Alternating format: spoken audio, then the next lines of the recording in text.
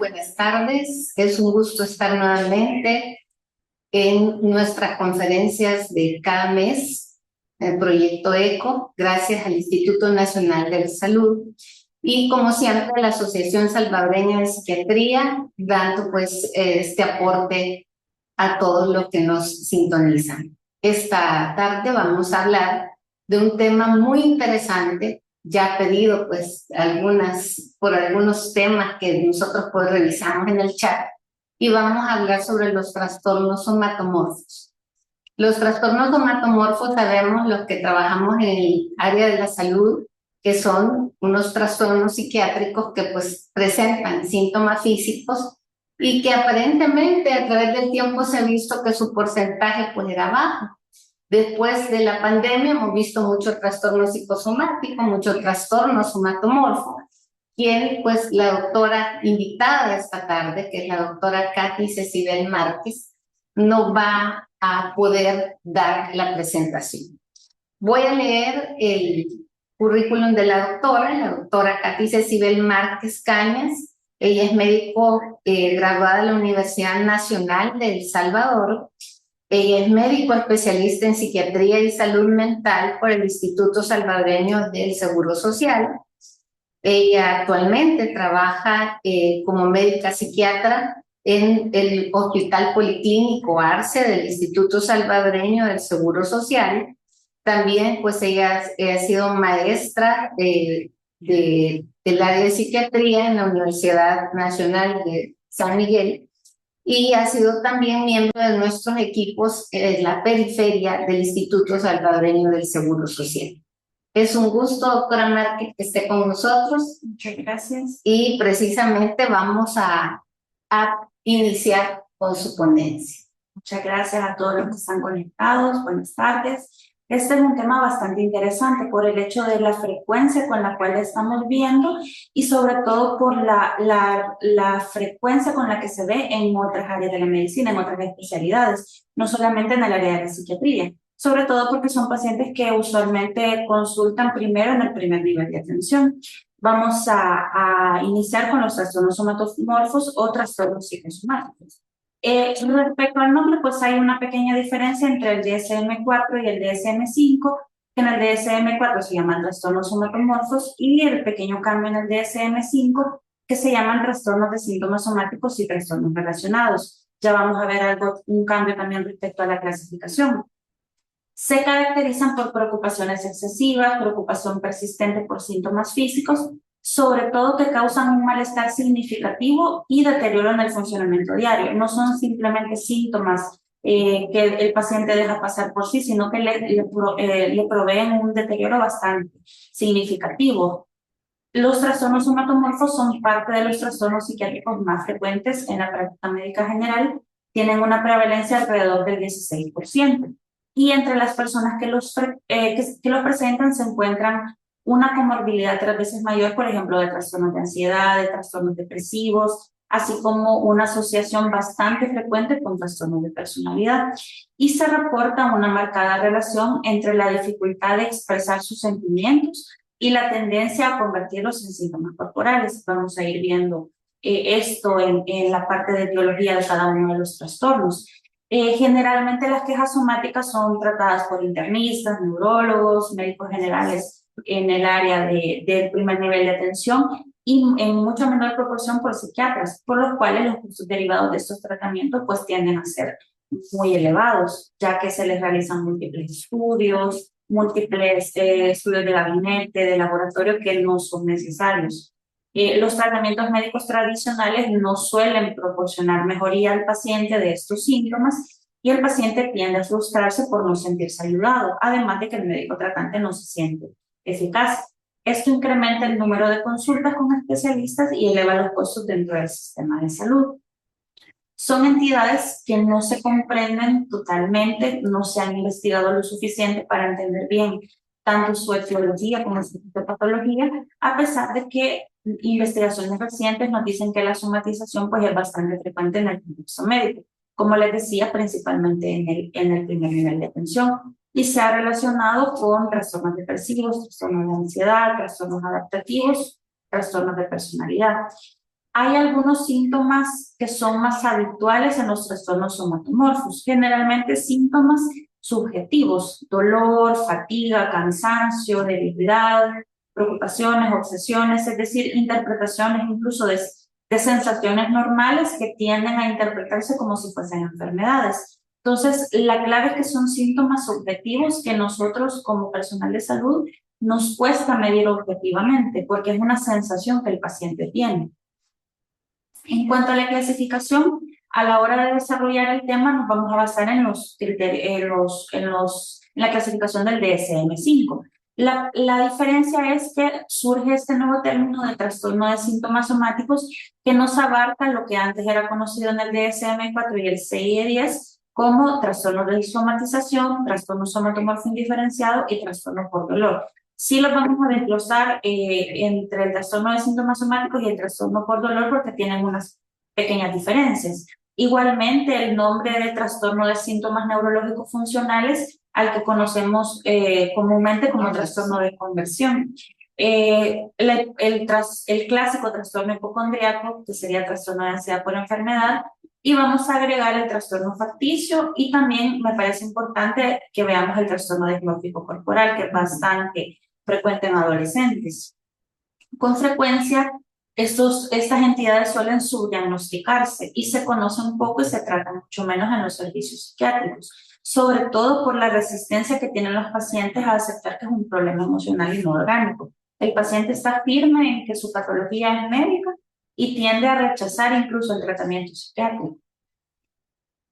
Vamos a ver primero el trastorno de síntomas somáticos, que es el primero en la clasificación del DSM-5.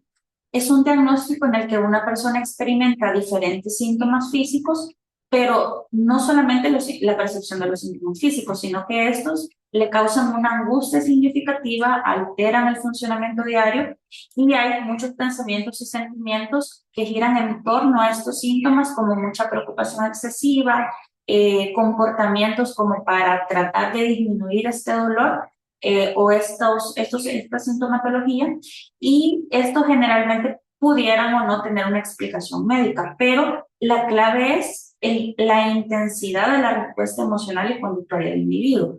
Por ejemplo, si una persona percibe una cefalea, la intensidad de angustia va a ser bastante desproporcionada en comparación con la angustia o la ansiedad que se pudiera percibir cualquier otra persona dentro de un proceso similar.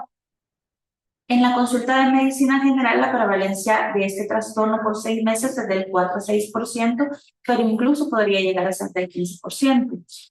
Afecta por igual a ambos sexos, pero las mujeres son las que presentan más quejas somáticas que los hombres. Y el inicio de los síntomas se puede producir a cualquier edad, pero es más frecuente entre los 20 y 30 años. Con respecto a la etiología, puede pasar que las personas aumentan y amplifican sus sensaciones somáticas. Por ejemplo, los movimientos intestinales y percibirlos como que es una patología abdominal. Además, presentan tolerancia y umbrales bajos para el malestar físico. Un umbral del dolor increíblemente bajo y ante cualquier contacto físico pueden llegar a percibir dolor o alguna molestia significativa que les altere su bienestar. Por ejemplo, les mencionaba que el individuo puede percibir la presión abdominal como dolor y malinterpreta las sensaciones corporales, lo cual le produce mucha angustia debido a un esquema cognitivo defectuoso. En el contexto de un modelo de aprendizaje social, el individuo asume el papel de enfermo y los problemas le parecen insuperables e irresolubles. Entonces, como no puede vencer estos problemas, el papel de enfermo justifica que no pueda hacerlo. Y este rol de enfermo le permite al paciente evitar obligaciones desagradables y ser excusado de sus deberes y sus responsabilidades habituales. Y alrededor del 80% de los pacientes con este trastorno pueden tener depresión o trastornos de ansiedad coexistentes. Con el diagnóstico, según el DSM-5, los criterios para este trastorno exigen que los pacientes estén preocupados por una falsa creencia de que tienen una enfermedad grave, de acuerdo con su interpretación errónea de signos o sensaciones físicas. Pueden incluso buscar mucha información en internet con respecto a las sensaciones que perciben y estar completamente convencidos de que padecen alguna patología médica que no ha sido diagnosticada. Esta creencia debe durar al menos 6 meses a pesar de ausencia de hallazgos patológicos en exploraciones médicas y neurológicas y en exámenes de laboratorio y gabinete. También la creencia no puede tener la intensidad de un delirio. Hay que diferenciarlo, hay que ver que no sea un delirio somático. Los síntomas del trastorno de síntomas somáticos deben ser lo suficientemente intensos para producir sufrimiento emocional o interferir con la capacidad del paciente para realizar sus actividades diarias. No solamente es el hecho de percibir los síntomas o creer que se tiene una enfermedad, sino que esta creencia genera bastante malestar emocional y deterioro en su funcionamiento diario. En el cuadro clínico, estos pacientes consideran que tienen una enfermedad grave que todavía no ha sido detectada y no es posible persuadirlos de lo contrario. Sostienen que sufren una enfermedad concreta a pesar de que se les ha hecho exámenes de laboratorio, de gabinete, y estos están negativos, es un curso benigno de la supuesta enfermedad y confirmaciones de los médicos. Y a medida que pasa el tiempo, pudieran transferir su creencia a otra enfermedad cuando ya se les comprobó que no tienen una enfermedad. Pudieran luego aparecer con el padecimiento de otra. Generalmente es bastante frecuente que coexistan síntomas de depresión y ansiedad y los síntomas deben permanecer durante al menos 6 meses. Esta verdad, muchos pacientes van y cambian de doctor porque se sienten decepcionados de que no le encontraron nada, en vez de estar contentos, se van a buscar y no se equivocaron y siguen buscando una patología que según ellos no se les encuentra, ¿verdad? Entonces esto, y muy frecuente en las mujeres. El tratamiento, pues los pacientes usualmente suelen rechazar el tratamiento psiquiátrico. Puede que algunos lo acepten si se les administra en un entorno médico, es decir, en un centro de salud, en un servicio de medicina interna, y se centra el tratamiento en la reducción del estrés y en la educación para afrontar. La psicoterapia grupal suele ser de bastante ayuda porque el apoyo y la interacción social reducen la ansiedad. Y la psicoterapia individual debe orientarse a la introspección. La terapia cognitivo-conductual también suele ser muy útil en estos casos. Sí es necesario, al menos en este trastorno, hacer exploraciones físicas frecuentes, programadas con regularidad para que el paciente constate que los médicos no lo han abandonado y que sus quejas se han tomado en cuenta, no solamente decirles, mira, no tiene nada y ahí queda, sino que comprobarle al paciente que de verdad no tiene nada para posteriormente realizar un proceso psicoterapéutico que permita realizar introspección y que el paciente se percate el origen emocional de sus síntomas. Lo ideal es no hacer procedimientos diagnósticos y terapéuticos que sean invasivos porque realmente no son necesarios y pueden afectar de otra manera al paciente. Y el tratamiento farmacológico es útil cuando hay una enfermedad subyacente susceptible, por ejemplo, un cuadro de ansiedad, un trastorno depresivo, insomnio. En este caso podemos utilizar psicofármacos. Ahora vamos a ver el trastorno por dolor, que les mencionaba que sí está dentro del trastorno por síntomas somáticos, pero lo vamos a ver por aparte porque tiene un par de características un tanto especiales. El trastorno por dolor es una preocupación debida a dolor, en ausencia de enfermedad física que explica su intensidad. No es lo mismo que el paciente padezca un umbral de dolor bajo y que sí tenga dolor, pero lo magnifique. En este caso, realmente no hay una patología médica que explique por qué el paciente está presentando ese dolor y sobre todo la intensidad. Y lo más característico, por eso hay que hacer una anamnesis adecuada, es que no sigue una distribución neuroanatómica. Es ahí bien importante que veamos la semiología del dolor, para que veamos que realmente es un dolor poco coherente, por decirlo así. El estrés y el conflicto pueden exacerbar o iniciar el dolor. Es ahí cuando vamos a ver que probablemente es un dolor de tipo somatomorfo. Puede comenzar a cualquier edad, pero sobre todo a partir de los 30 a 50 años. Es más frecuente en mujeres que los hombres y los familiares biológicos en primer grado pueden presentar una mayor incidencia de dolor, depresión y alcoholismo. La prevalencia a los 6 meses es del 5% y de por vida del 12%, realmente bastante frecuente. Con respecto a la etiología, pues tenemos la parte conductual donde los comportamientos dolorosos se refuerzan con la recompensa. Es decir, el paciente está en una posición de enfermo recibe atención a cambio, atención de la familia, atención de los médicos, y eso refuerza que continúe con el comportamiento. En la parte interpersonal, que el dolor pudiera ser una forma de manipular y obtener ventajas en diferentes situaciones, en relaciones interpersonales, en relaciones laborales. La parte biológica sí pudiera ser que algunos pacientes puedan sufrir un trastorno por dolor más que otro trastorno mental porque tienen anomalías sensoriales y límbicas de carácter estructural o químico que los predispongan al dolor, es decir, que tengan un umbral de dolor bajo. Y la parte psicodinámica, que me parece muy importante, es que el paciente puede expresar de forma simbólica un conflicto intrapsíquico a través del dolor. Por eso vemos que pacientes en específico les duele, por ejemplo, que les duele el brazo, solamente el brazo, o que les duele una región específica de su cuerpo, porque puede esto representar un conflicto emocional. Y algunas personas realmente consideran de forma inconsciente que el percibir dolor emocional es debilidad y por eso lo desplazan en su cuerpo, porque es más justificado, más socialmente aceptable. Puede suponer incluso el dolor un modo de obtener amor, de obtener atención, o incluso puede utilizarse como castigo. Los mecanismos de defensa implicados en el trastorno son el desplazamiento y la represión. Y tal vez, Cari, hablar en esta parte de que el paciente con mucha depresión, la depresión y la ansiedad aumentan el dolor. Así es. Entonces se nos vuelve como un círculo vicioso entre ellos por ahí, que es sumamente importante tomarlo en cuenta. No todo aquel que se está quejando, siempre tenemos que pensar como médicos y haber descartado primariamente todo lo orgánico y luego por continuar.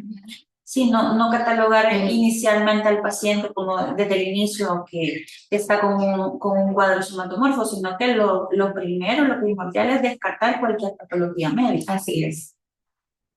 El diagnóstico, pues, para clasificarlo como un dolor somatomorfo, debe haber un factor psicológico que se considere que tiene una participación significativa en estos síntomas y que le producen sobre todo angustia emocional y deterioro social u ocupacional. No es solamente un dolor cualquiera, sino un dolor que produce mucha angustia emocional. También puede coexistir con el trastorno depresivo mayor en el 25 a 50% de los casos y el trastorno distímico puede aparecer en el 60 a 100% de los pacientes, incluso una depresión ya de larga evolución. Para hacer diagnóstico diferencial, igualmente lo que mencionaba doctora Sandoval, que es el hecho de primero descartar dolor físico debido a una afección médica. No nos podemos ir inmediatamente a decir que es un dolor psicógeno, sino que hay que descartar inicialmente el dolor por una afección médica, aunque no son mutuamente excluyentes. Puede coexistir un dolor con una justificación médica y concomitantemente a un dolor psicógeno. Hay que diferenciarlo con la hipocondría y con el trastorno de conversión, que ya vamos a ver esto en específico. Con respecto al tratamiento, farmacológicamente los inhibidores selectivos de la recaptación de serotonina suelen ser bastante útiles. Se pudieran usar antidepresivos tricíclicos, pero tienen más efectos secundarios. Por eso los de primera línea pues son los IES. Y psicológico, pues la terapia psicodinámica se puede aplicar en pacientes que estén motivados y tengan cierto nivel de introspección, y la terapia cognitivo-conductual que mejora las actitudes vitales negativas. Vamos a ver ahora el trastorno de ansiedad por enfermedad que conocíamos como trastorno hipocondríaco. Este es un diagnóstico que se aplica a personas que presentan una preocupación por padecer o contraer una enfermedad de algún tipo. Están sumamente angustiados con un deterioro de sus diferentes esferas de su vida por la preocupación de que puedan llegar a padecerla. No específicamente, no están percibiendo síntomas en específico. Es una variante del trastorno de síntomas somáticos, como les mencionaba en la clasificación al inicio, pero no es que estén percibiendo síntomas como tal, sino que tienen la angustia de llegar a padecer una enfermedad. Puede aplicarse también a personas que padecen una afección médica también, pero que la ansiedad es desproporcionada con respecto al diagnóstico y dan por sentado los peores desenlaces imaginables. Por ejemplo, una persona que se le ha diagnosticado recientemente hipertensión arterial y presenta una gran angustia, que le va a dar una ACV, que le va a dar insuficiencia renal, que le va a dar un infarto agudo al miocardio, y es una angustia que le genera mucho deterioro de su funcionamiento diario. Se desconoce la prevalencia, se ha visto que hasta el 15% de la población general se preocupa de enfermarse y queda incapacitado, entonces realmente, epidemiológicamente realmente es bastante frecuente. No existen pruebas de que sea más o menos frecuente según la raza o que se afecte por factores como el sexo, la posición social, el nivel de educación o el estado civil. La etiología también es desconocida, pero podemos explicarlo a través del modelo de aprendizaje social, en el cual el miedo a la enfermedad se considera como un deseo de desempeñar el papel de enfermo. Realmente en el fondo lo que quieren es desempeñar el papel de enfermo, pero lo expresan a través del miedo a la enfermedad cuando se enfrentan a problemas de difícil solución. Porque la enfermedad ofrece una posibilidad de escape que les permite excusarse de deberes y obligaciones actuales. Para el diagnóstico, los principales criterios del DSM-5 son una preocupación por padecer o desarrollar una dolencia grave y la presentación de pocos signos o síntomas de este, es decir, creen que, por ejemplo, tienen un carcinoma en específico o que padecen un cáncer de estómago, pero realmente la sintomatología no corresponde y el nivel de angustia es bastante elevado. Como les mencionaba, la diferencia con el trastorno por síntomas somáticos es que en el trastorno de síntomas somáticos la persona sí percibe los síntomas y en el caso del trastorno de ansiedad por enfermedad son pocos los síntomas que va a percibir, sino que está completamente convencido que tiene la enfermedad a pesar de que no tenga los síntomas. Y la creencia no puede ser un delirio como en el trastorno delirante, ni tampoco una angustia acerca de la apariencia como en el trastorno dismórfico corporal, que ya lo vamos a ver.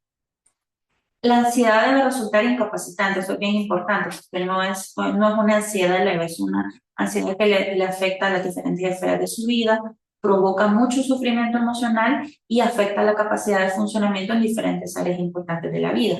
Y vamos a tener dos tipos. Uno, el tipo con solicitud de asistencia, que son estos pacientes que continuamente buscan ir al médico, que buscan diferentes atenciones médicas, y el tipo menos frecuente con evitación de asistencia, que son pacientes que no quieren acudir al médico por temor a que no se les diagnostique la enfermedad, por temor a que se les corrobore que no tienen la enfermedad.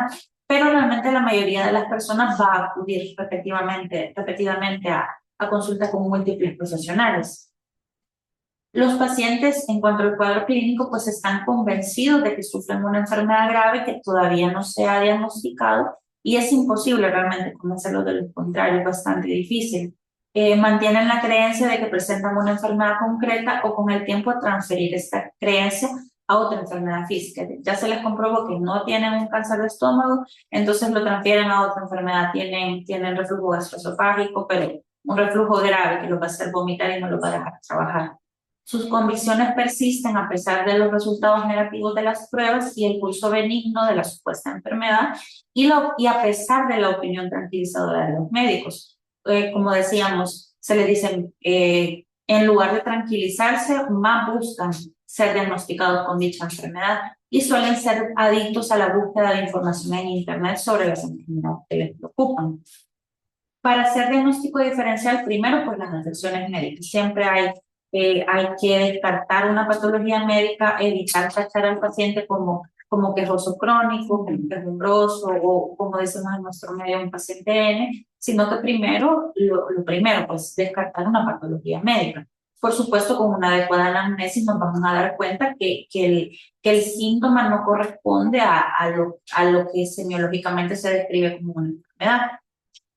Hay que diferenciarlo, como les decía, del trastorno de síntomas somáticos, en el cual en el trastorno de ansiedad por enfermedad, el énfasis está en el miedo a padecer una enfermedad y los pacientes se quejan de pocos síntomas y en el anterior los pacientes presentan muchos síntomas y mucho malestar. Hay que diferenciarlo también del trastorno de conversión, que es agudo y transitorio e implica un síntoma en lugar de una enfermedad concreta, pero eso ya lo vamos a ver bien. El trastorno por dolores es crónico y se limita a dolor, es decir, es exclusivamente dolor, mientras que en este pues puede ser es una enfermedad como tal, son múltiples patologías. múltiples sintomatologías. También hay que diferenciarlo en cuadros de ansiedad y de depresión que el paciente puede creer que padece de algo. Por ejemplo, los pacientes ansiosos o con ataques de pánico pueden llegar a creer que padecen una enfermedad cardíaca, sí. O pacientes depresivos con mucha fatiga pueden creer que padecen anemia. Entonces hay que diferenciarlo de esos casos. Diferenciarlo del trastorno de pánico, como les mencionaba, porque es bastante frecuente, y diferenciarlo de un delirio somático. Hay que diferenciar que el paciente no es psicótico. En cuanto al tratamiento, les mencionaba igualmente que los pacientes suelen rechazar el tratamiento psiquiátrico. Lo pueden llegar a admitir si están dentro de un ambiente médico controlado, un servicio de medicina interna, o incluso cuando se les dice que este tratamiento es para otra cosa, para su dolor, cuando en realidad es un IES. La psicoterapia grupal realmente puede ser útil, sobre todo si son grupos homogéneos con pacientes que sufren del mismo trastorno. Otras formas de tratamiento como la psicoterapia individual sería la introspección, la terapia cognitivo-conductual, pueden resultar bastante favorables. Algunos pacientes pudieran llegar a tranquilizarse al saber que no tienen la enfermedad, pero una gran mayoría se resisten a acudir a un médico o a aceptar que en realidad no existen motivos para preocuparse. Y no se deben emplear procedimientos invasivos, pues sí, si no es necesario. El tratamiento psicofarmacológico puede ser útil dependiendo de los síntomas concomitantes que tengamos. Por ejemplo, si tenemos síntomas ansiosos, si tenemos síntomas depresivos, pueden manejarlos. Y un resultado permanente puede obtenerse solo mediante un programa psicoterapéutico eficaz, ya que los fármacos no van a proporcionar un alivio permanente, sino que lo ideal pues es un tratamiento psicoterapéutico que resulte aceptable para el paciente y que éste esté dispuesto a participar. No podemos trabajar también con un paciente que no acepte el tratamiento. Ahora vamos a ver el trastorno de síntomas neurológicos funcionales, conocido como trastorno de conversión. Pues este está denominado en el DSM-5 como trastorno de síntomas neurológicos funcionales porque se basa nada más en síntomas neurológicos, como lo dice el nombre, en síntomas motores y en síntomas sensoriales. Y es una enfermedad con síntomas o déficit que afectan esas características que les decía, sugiriendo la presencia de una enfermedad médica, pero es provocada por factores psicológicos y cuando se presenta suele ser precedida por un conflicto o un factor estresante. Por ejemplo, lo clásico que decimos, una paciente convulsionó después de que tuvo un conflicto con su pareja, que realmente siempre está precedida por un conflicto o por un estresor. Los síntomas no se producen de forma deliberada, no los causa el consumo de sustancias, no se limitan a síntomas de dolor sexuales y el beneficio es principalmente psicológico, no social, ni económico, ni legal, sino que es el hecho de obtener una ganancia primaria, que ya vamos a ver eso. La incidencia y la prevalencia es del 10% en personas hospitalizadas y del 5 al 15% en pacientes ambulatorios psiquiátricos. Su inicio es en la edad adulta temprana, pero puede manifestarse en individuos de mediana edad o en la vejez con una incidencia del doble, sobre todo de mujeres afectadas. Es más frecuente en miembros de la familia, sobre todo en primer grado, y muy habitual en personas de bajo nivel socioeconómico, con poca educación, de la población rural, y pudiera aparecer también en militares que han estado expuestos a situaciones de combate. Con respecto a la etiología, es bien interesante. Pudieran haber factores biológicos interactuando, pueden deberse a una activación cortical excesiva que puede desencadenar ciclos de retroalimentación negativa entre la corteza cerebral y la formación reticular del tronco encefálico. Los factores psicológicos, que según la teoría psicoanalítica, la causa del trastorno de conversión es la represión de un conflicto intrapsíquico inconsciente y la conversión de la ansiedad de a un síntoma físico. Y otros factores también son la presencia de un trastorno de personalidad que tenga impulsos que son inaceptables para el yo y se disfrazan a través de los síntomas. El beneficio primario o ganancia primaria se refiere a la reducción de la ansiedad mediante la represión de un impulso que es inaceptable para el yo. De esta manera, pues se produce la simbolización del impulso sobre el síntoma. Por ejemplo, pues alguien que quiere golpear entonces se le paraliza el brazo y ya no puede golpear. O alguien que quiere salir corriendo por mucha angustia, se le paralizan las piernas y se cae. Y el beneficio o ganancia secundaria se refiere a los beneficios que obtiene ante la presencia de estos síntomas: evasión del trabajo, dependencia de la familia, colocarse en una posición de papel de enfermo. Pero el paciente por lo general no es consciente de esta dinámica, no es algo generado de forma voluntaria. El diagnóstico, pues, se limita a síntomas pseudoneurológicos, más bien motores y sensoriales. Y el diagnóstico de conversión excluye síntomas de dolor y disfunción sexual, sino corresponden a otros trastornos.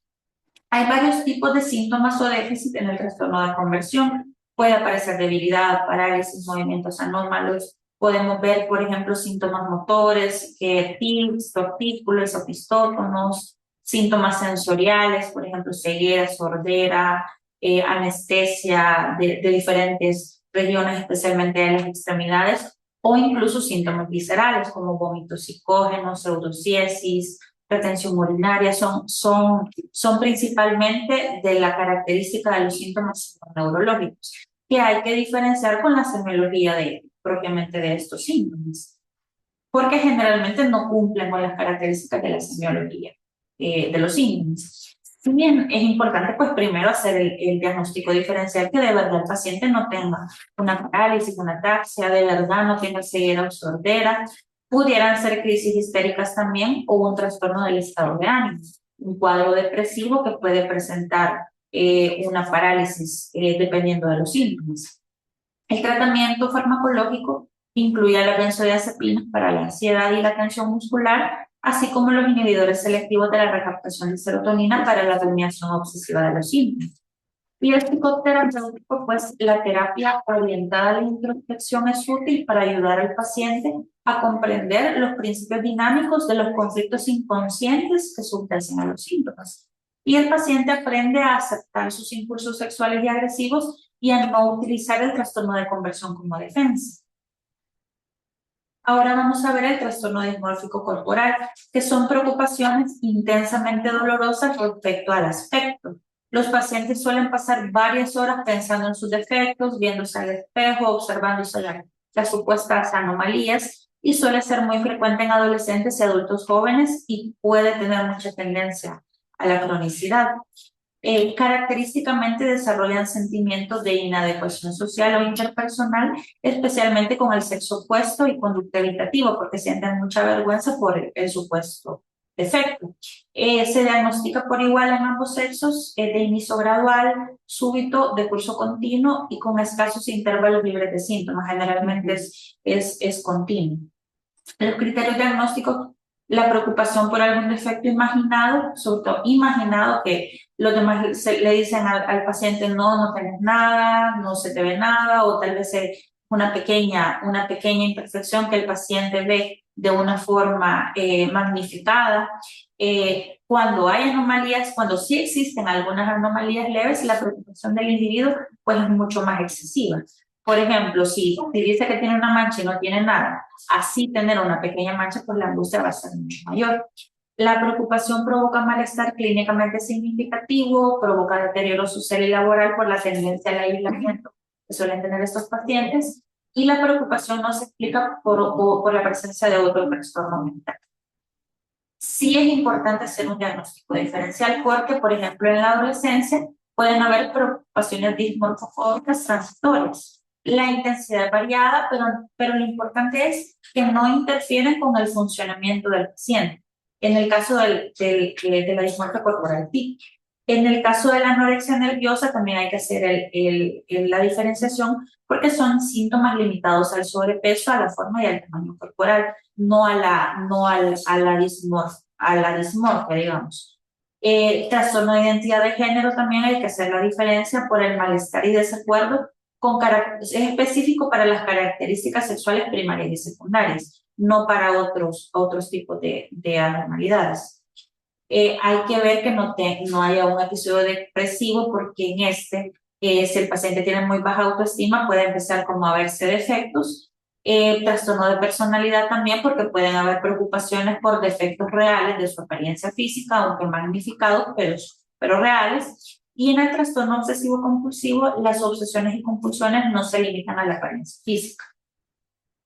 El tratamiento se pueden usar antidepresivos tricíclicos, pero lo ideal son los inhibidores selectivos de la recaptación de serotonina, a la cabeza la fluoxetina, y la terapia cognitivo-conductual. Vamos a ver brevemente porque está dentro de los mencionados, pero está ya en el DSM-5 dentro del trastorno de síntomas somáticos. El trastorno somatomorfo indiferenciado, que realmente es síntomas físicos que no pueden ser explicados por una causa médica, pero que no cumplen los criterios de los que hemos visto anteriormente. Por ejemplo, que pueden durar menos 6 meses o pueden durar menos, pero sí se salen un poco de los otros que hemos visto. Pueden ser síntomas variados: dolor, fatiga, problemas gastrointestinales. La característica principal es que no se cumplen los criterios para los otros que hemos visto. Entonces, por eso lo vamos a ver brevemente. Pueden haber síntomas físicos persistentes, uno o más síntomas físicos que no tienen una explicación médica clara. Debería la duración persistir al menos 6 meses. Hay angustia y deterioro y malestar emocional significativo, pero no se ajusta a los otros trastornos. Lo podemos clasificar en esta parte. Y para ir finalizando, vamos a ver el trastorno facticio, que se define como esta sí ya es una declaración intencional y tergiversación de síntomas, o el acto de ocasionarse a sí mismo los signos físicos de los síntomas de trastornos médicos o mentales incluso. El único objetivo aparente es asumir el papel de enfermo sin tener una motivación real. La hospitalización suele ser el objetivo buscado como una forma de vida. Tiene una cualidad compulsiva, pero los comportamientos son deliberados o son voluntarios, aun cuando no pueden controlarse, y se le conoce también como síndrome de Munchausen. Su aparición suele ser en la edad adulta, es más frecuente en hombres, y la enfermedad facticia, especialmente la fiebre fingida, puede llegar a tener 5 a 10% de las admisiones hospitalarias, y es más frecuente en trabajadores de la salud. Con respecto a la etiología, la enfermedad real temprana vinculada con el abuso o rechazo de los padres puede ser un algo presente. El individuo también puede recrear la enfermedad cuando es adulto para obtener atención y cuidado de parte de los médicos o de la familia, y también se puede manifestar una satisfacción masoquista de algunos pacientes que desean someterse a procedimientos quirúrgicos. Hemos visto casos incluso de pacientes que les gusta someterse a TEC, de pacientes que les gusta que le pongan anestesia, o que les gusta que lo suturen, por ejemplo. Ya hemos visto casos de este tipo. Otros pacientes se identifican con alguien importante de su pasado que padecía alguna enfermedad psicológica o física y quieren recrear esta enfermedad, pero no se han detectado factores biológicos o genéticos implicados.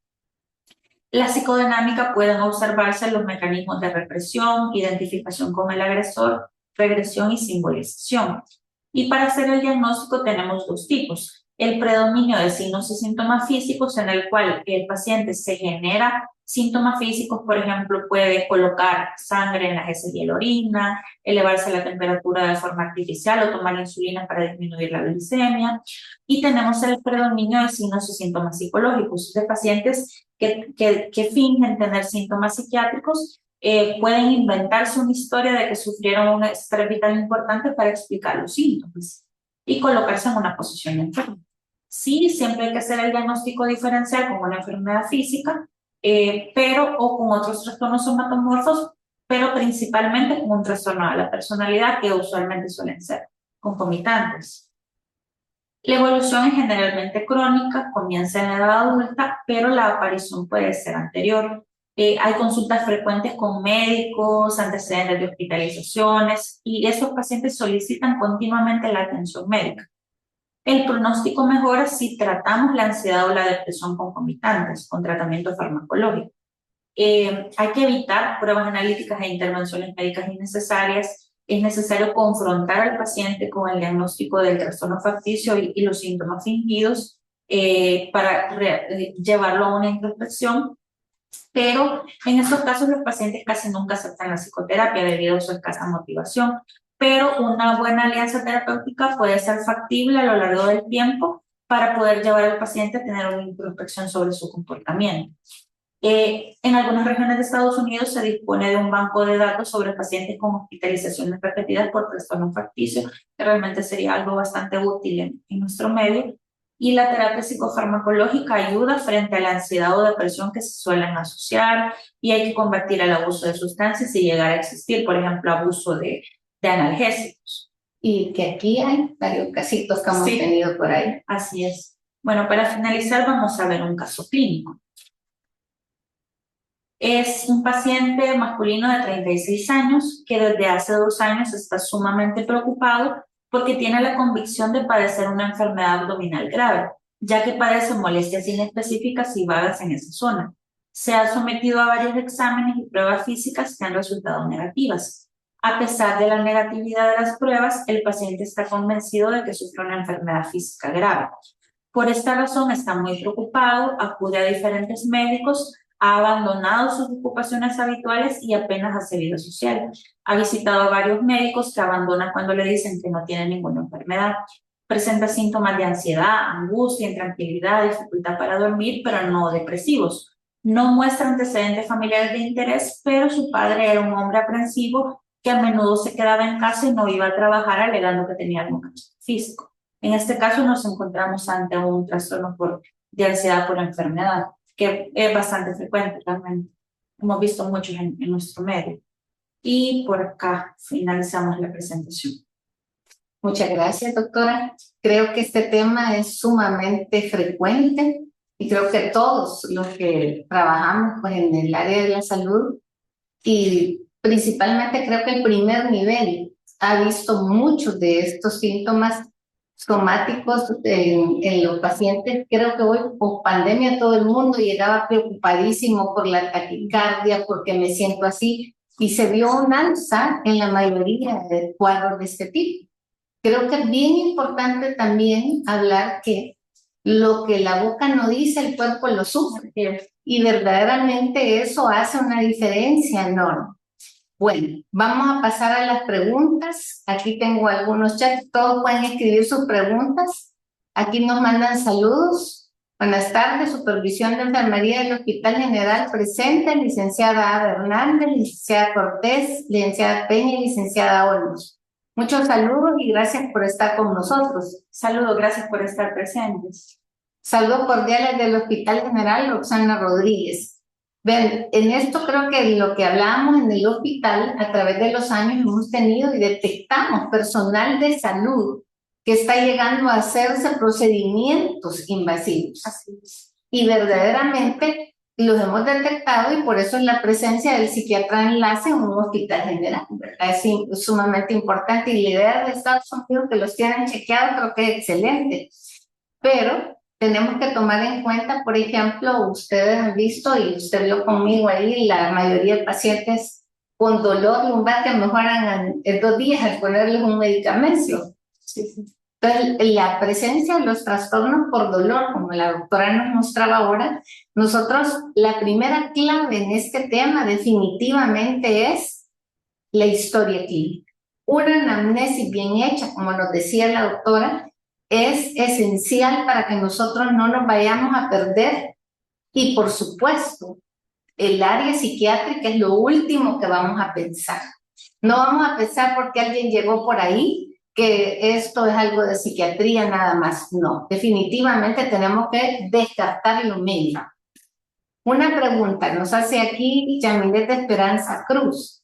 Dice, con relación a la ansiedad incapacitante de estos trastornos, ¿hay niveles de esa ansiedad o debe de ser definitivamente incapacitante? Bueno, pues puede que todos en algún momento que padezcamos un determinado síntoma o malestar presentemos ansiedad y va a ser hasta cierto nivel normal, pero la ansiedad que llega a ser incapacitante o que llega a afectar alguna de las esferas importantes de la vida, pues es parte de los criterios para poder diagnosticar algunos de esos trastornos. Es cierto. Aquí le mandan saludos. Gracias, doctora. Excelente ponencia. El equipo de guías del Hospital General.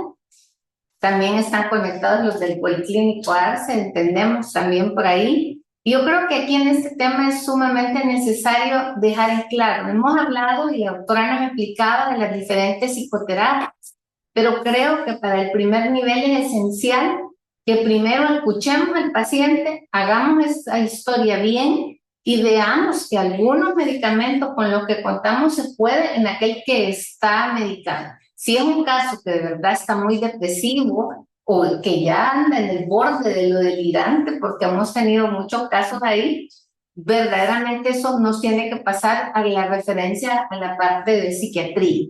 Pero siempre recordar que a donde va a llegar entre el 15 y 30% de estos pacientes es a atención primaria.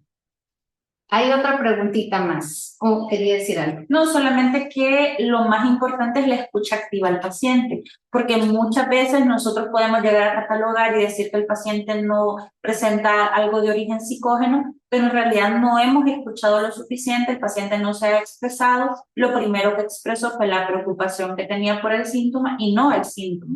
Entonces hay que escucharlos y hacer bien la análisis del síntoma. Ok. Hermenegilda Argueta Ayala nos hace la pregunta. ¿Estos trastornos no están relacionados a los síntomas al estrés? En algunos casos pudiera relacionarse, pero realmente tiene que haber como un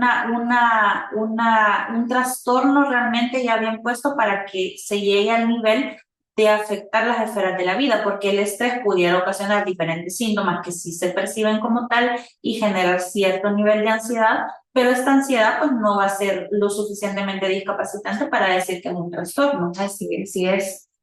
Nosotros reconocemos bien los periodos donde estamos más estresados. Yamileta Esperanza Cruz nos pregunta, ¿y si pudiera explicar un poco más sobre la activación cortical, doctor? Bueno, esto nos puede producir realmente disminución del umbral del dolor, nos puede producir disminución de aumento de la percepción de los síntomas y que algunas sensaciones que son normales se puedan percibir como si fuesen patológicas. Por ejemplo, de repente una pequeña vibración en una determinada zona del cuerpo o un blefaroespasmo leve se pudiera percibir como que si fuese una patología médica. Así es, verdaderamente en esto vemos que el paciente percibe mucho más sus síntomas físicos, como la doctora lo explica.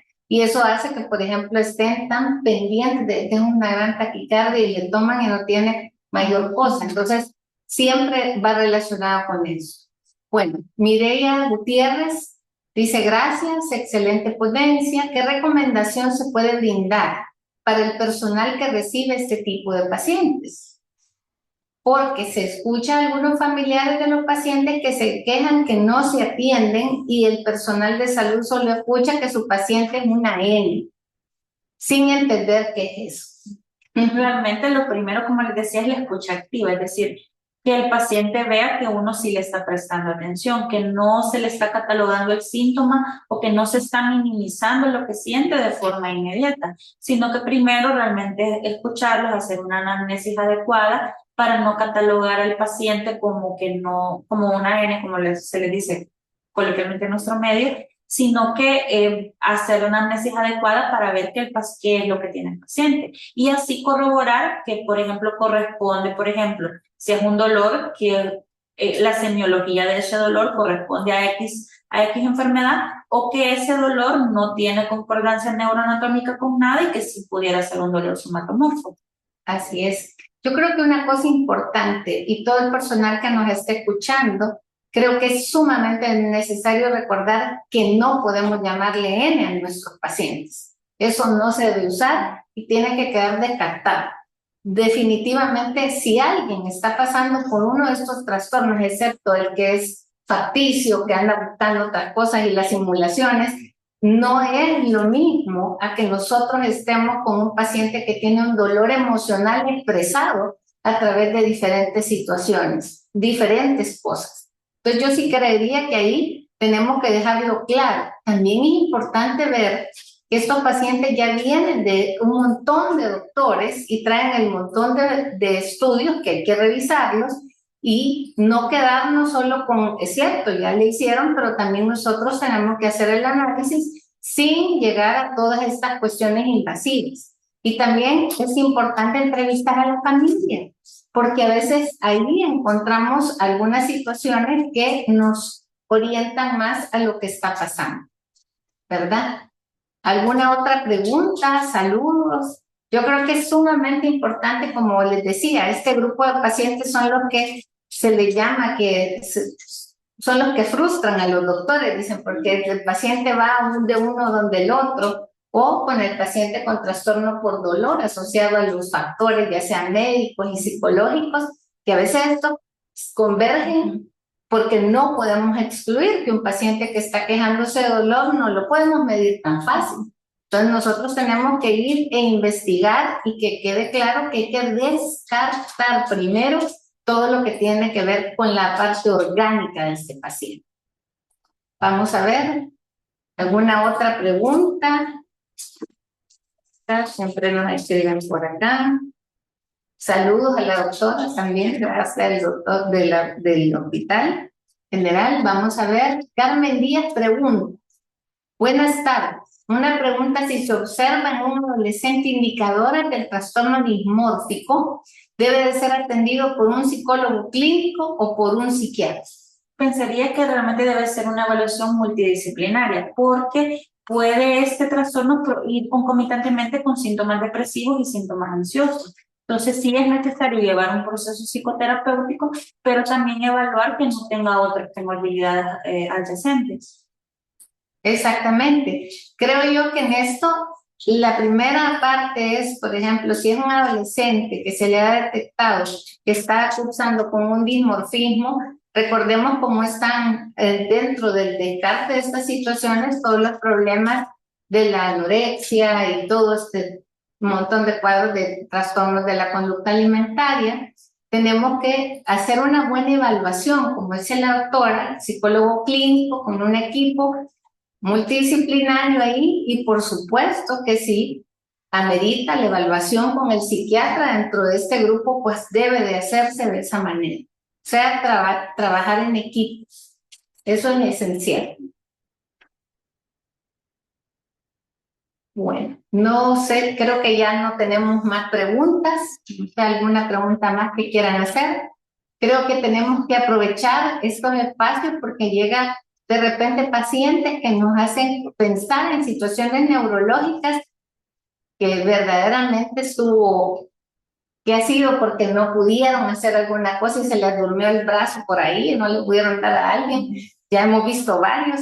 Así que tenemos que tener en cuenta que no todo lo que parece es, y acuérdense de eso, el dolor que refieren o no mueren. Cuando de repente se me pasa del brazo al cuello, al estómago, nada que ver como debe de ser, ahí lo descartamos. Tenemos un comentario de la doctora Hazel Valdés. Felicitaciones, excelente ponencia.